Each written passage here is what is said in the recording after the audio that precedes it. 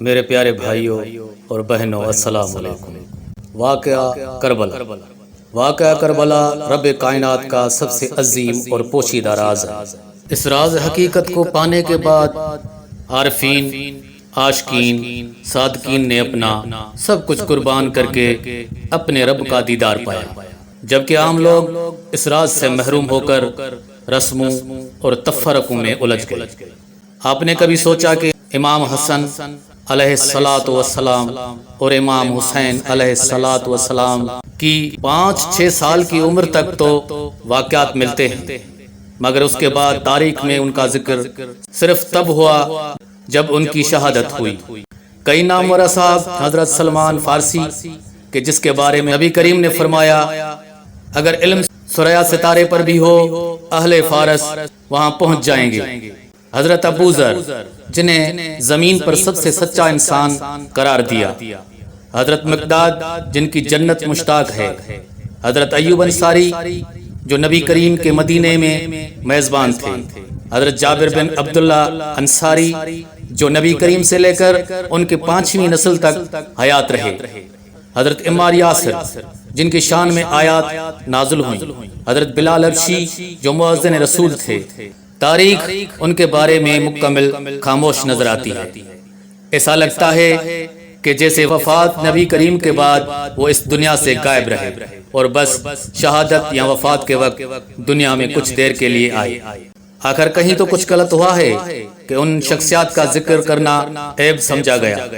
دوسری طرف جو افراد نبی کریم کی وفات سے 1-2 سال قبل مسلمان ہوئے، ان کی سوانح عمری سے تاریخ بھری نظر آتی ہے۔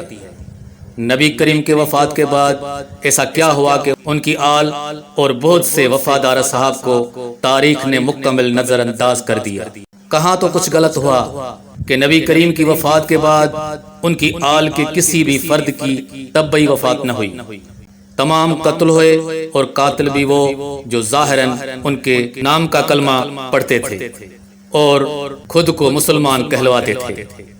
آج 14 صدیاں بعد بھی ہم جانتے ہیں کہ حسن و حسین علیہ السلام جنت کے سردار ہیں۔ ایسا کیا ہوا کہ جنت کے طلبگاروں نے سرداروں کو انتہائی اذیت کے ساتھ قتل کر دیا؟ مورخ نے آخر ان تمام ہستیوں کو اتنا غیر اہم کیسے سمجھا کہ تاریخ اسلام میں ان کا حصہ ایک صحابی جتنا بھی نہیں رکھا؟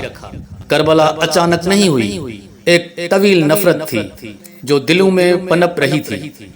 جوں وقت گزرتا گیا، نفرت بڑھتی رہی اور ہر ہستی کے بعد دوسری ہستی پر پہلے سے زیادہ ظلم ہوتا نظر آیا۔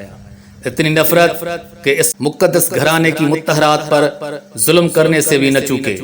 6 ماہ کے بچے کا سر کاٹنا بھی ثواب سمجھا گیا، حالانکہ بدترین دشمن بھی 6 ماہ کے بچے سے دشمنی کا بدلہ لینے کا نہیں سوچے گا۔ سینکڑوں سال تک اولاد رسول کو قید و بند میں رکھا گیا اور ان کے گھر مسمار کیے گئے، ان کا مال لوٹ لیا گیا۔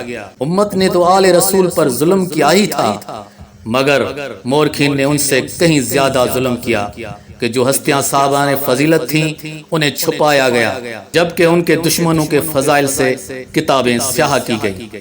جن کے گھر میں قرآن نازل ہوا ان سے قرآن بھی نہ لیا گیا، جن کے گھر سے دین اسلام کا چشمہ پھوٹا ان کی تعلیمات کو یکسر رد کر دیا گیا۔